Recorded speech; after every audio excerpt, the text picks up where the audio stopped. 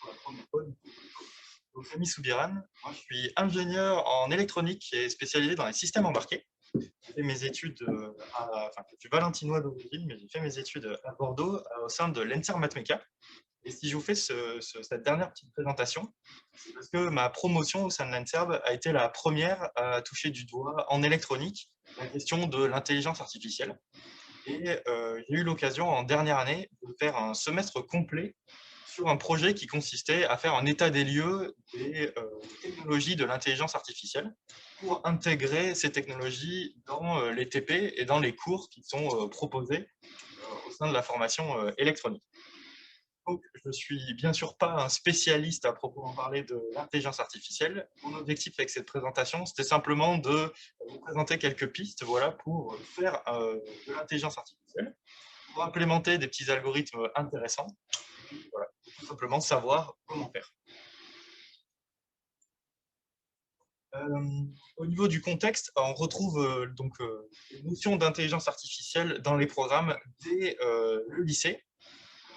Les programmes proposent de présenter et de réutiliser en fait tout simplement de l'intelligence artificielle aux élèves dans des projets, pas forcément en rentrant dans les détails du fonctionnement, mais en réutilisant des blocs déjà tout faits.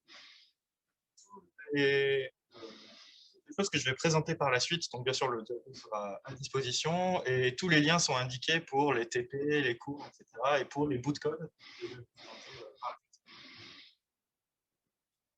Au niveau des cours et formations, pour continuer ce webinaire et cette conférence, le premier d'entre eux que je vous propose est l'initiative ClassCode IAI pour l'intelligence artificielle avec intelligence, qui est une initiative de l'INRIA et du ministère de l'Éducation nationale, disponible sur FunMOOC. C'est un MOOC vidéo qui propose de revenir sur ce que c'est que l'intelligence artificielle et qui aborde aussi l'aspect éthique et l'avenir de ces technologies.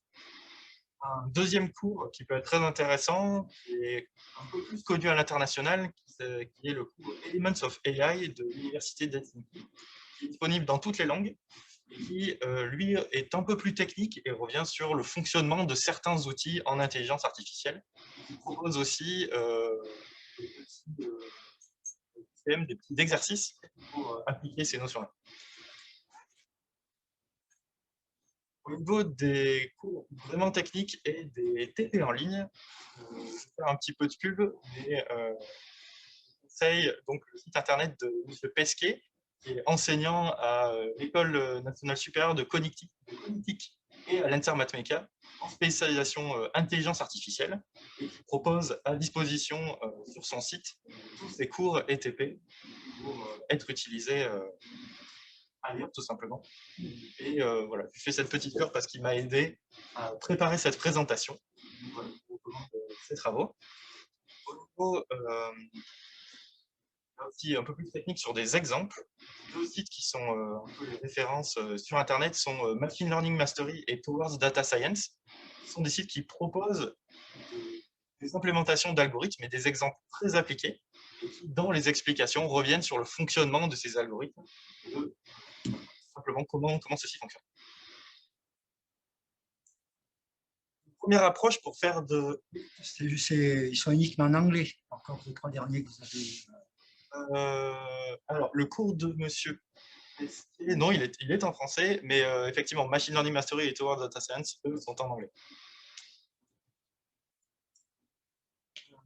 Pour l'intelligence artificielle, je vous propose de commencer par une approche que j'appelle naïve, mais je vais revenir sur cet adjectif que j'ai employé.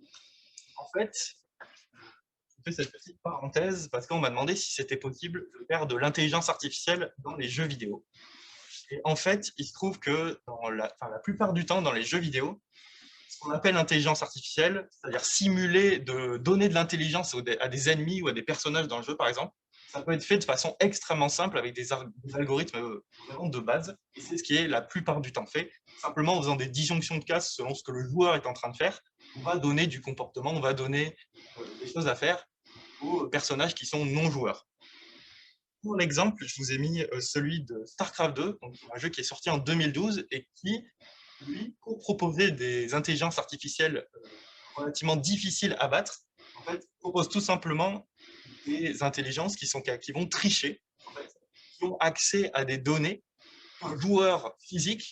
auxquelles un joueur physique n'aurait pas accès en temps normal, et donc qui permettent de proposer de l'intelligence dans nos jeux vidéo de façon très simple.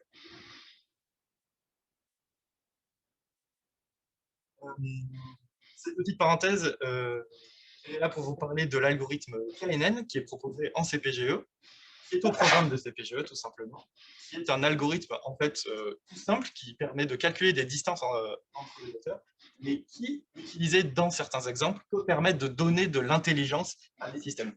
D'où cette point dont on avait discuté avec Amélie Cordier au début.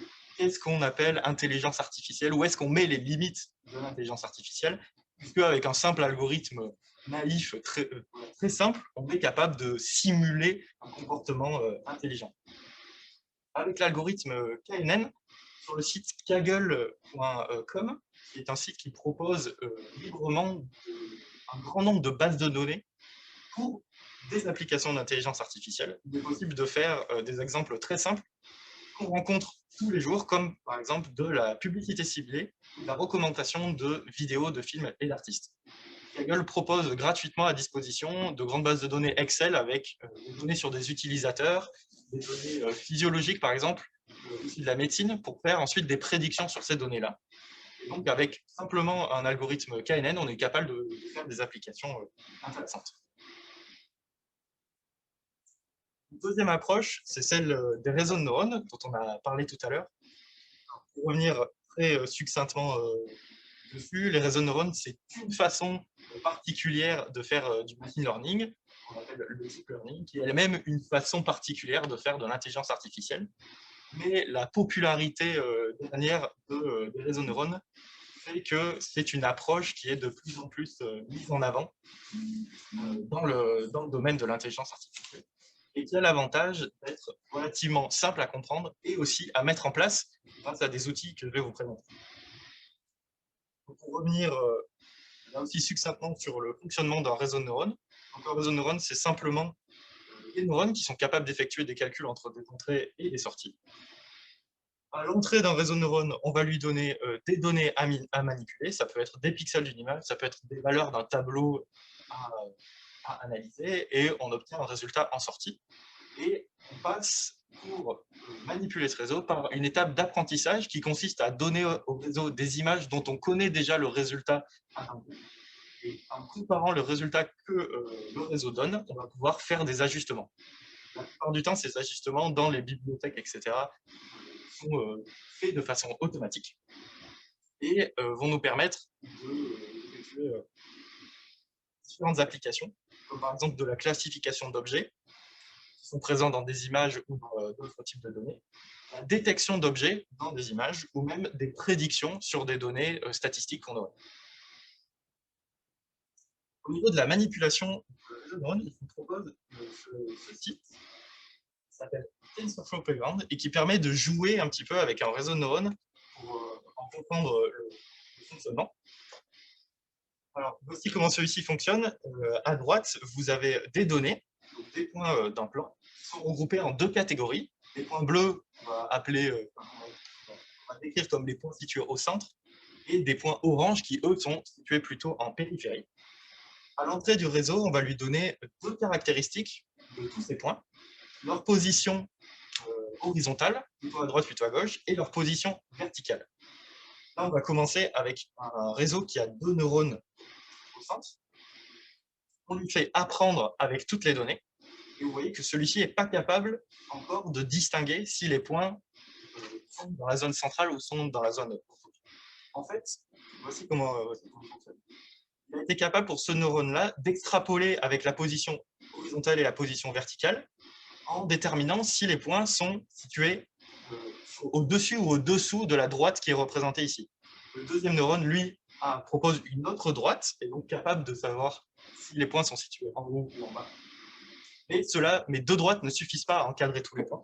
Donc on peut simplement rajouter un neurone, qui va être lui capable de proposer une autre droite, et enfin permettre au réseau de classifier tous les points qu'on a et et donc de prédire où le remplacement. Voilà, TensorFlow.playground permet de jouer un petit peu avec toutes ces architectures. Alors, on peut tomber sur des exemples extrêmement compliqués, comme celui de la spirale, qui demande un réseau assez compliqué pour l'entraîner et pour prédire tous les points. Donc aussi s'amuser à jouer sur des paramètres, notamment des fonctions d'activation, je ne peux pas revenir sur le fonctionnement, pour essayer d'augmenter les performances.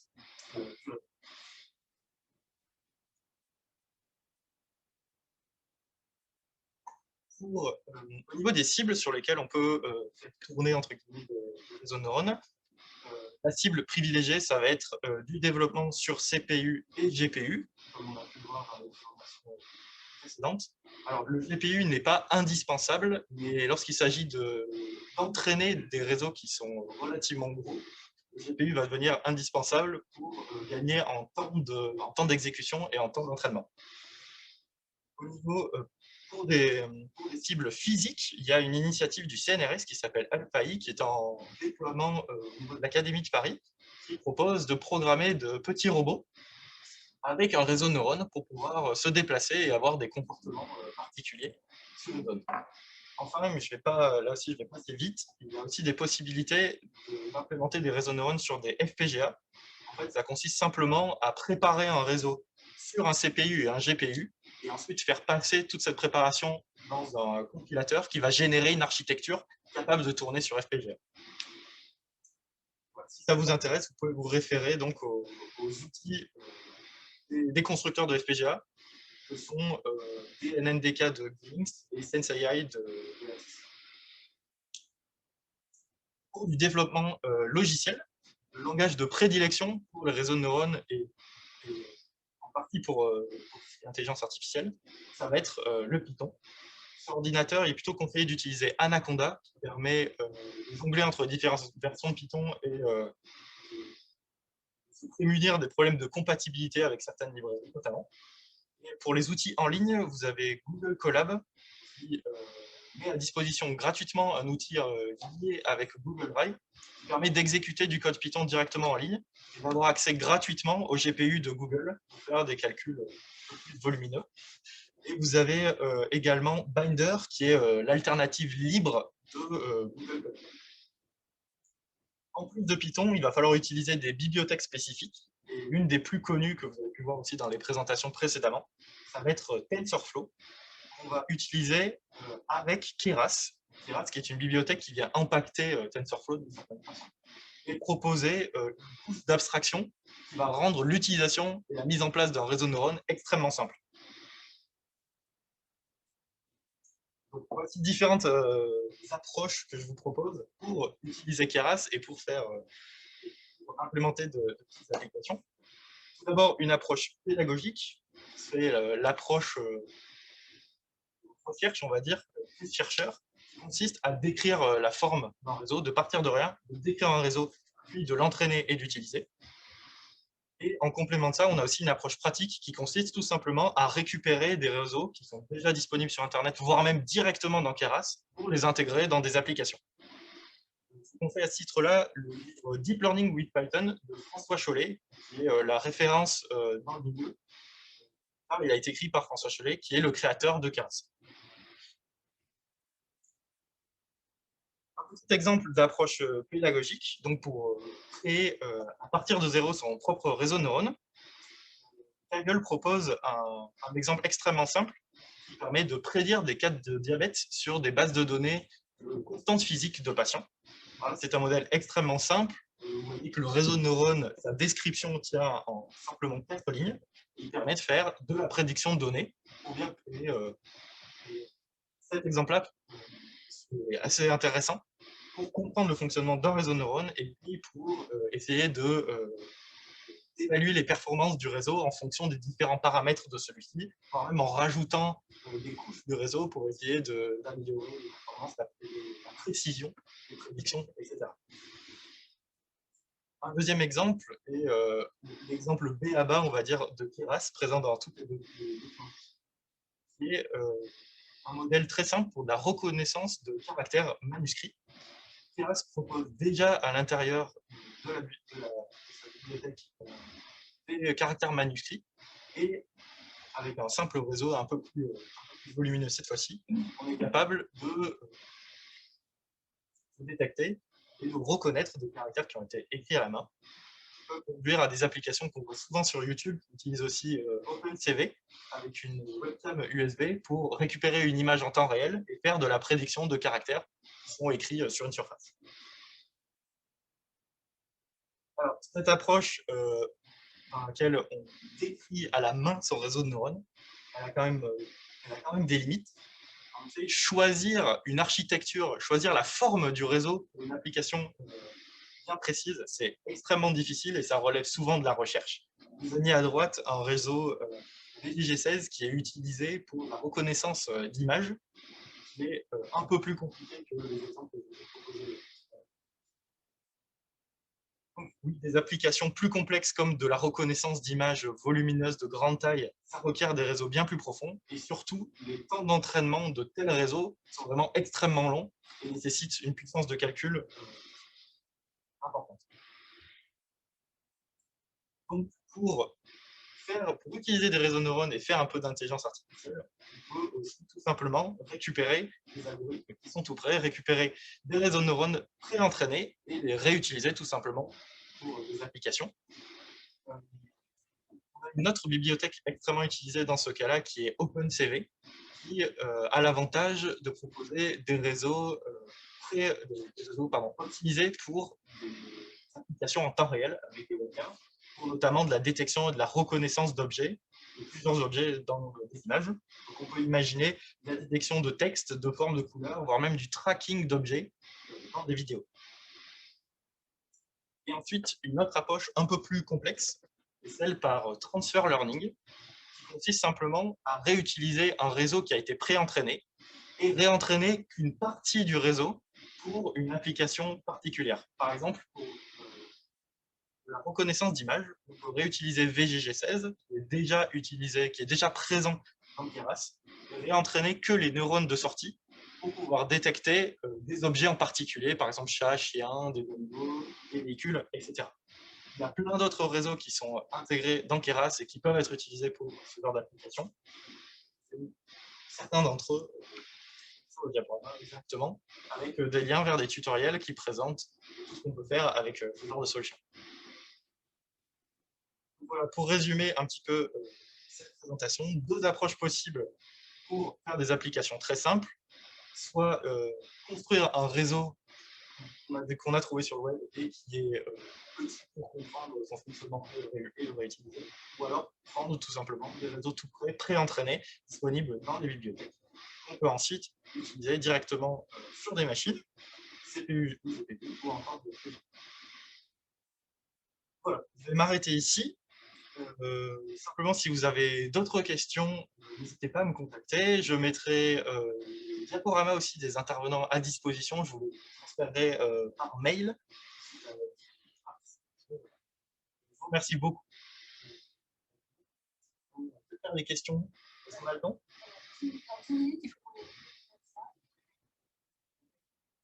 On se lève vite. Ok. Du coup, on a le temps pour quelques questions éventuellement. La dernière présentation.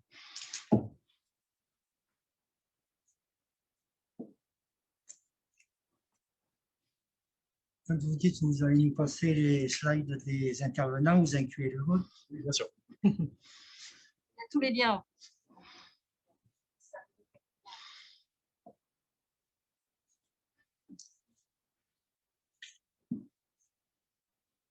Sinon, les ressources là, dont tu as parlé pour Python, là, les ressources de HO, je me rappelle plus son nom, elles sont super intéressantes et faciles à mettre en œuvre pour la plupart. Il a écrit pas mal de bouquins, là, il y a pas mal de trucs qui sont intéressants.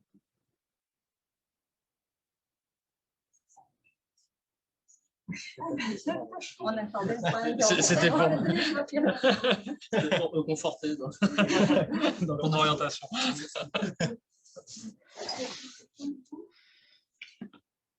Si tu n'as plus de questions, est-ce que du coup, la Campus va lancer des projets via l'IA? Nous, on lance les projets que les ados amènent. Donc, D'accord. s'ils nous amènent ça, on verra ce qu'on en fait, oui. On a besoin de soutien, d'accompagner. On est porteur de projets amenés par des gens de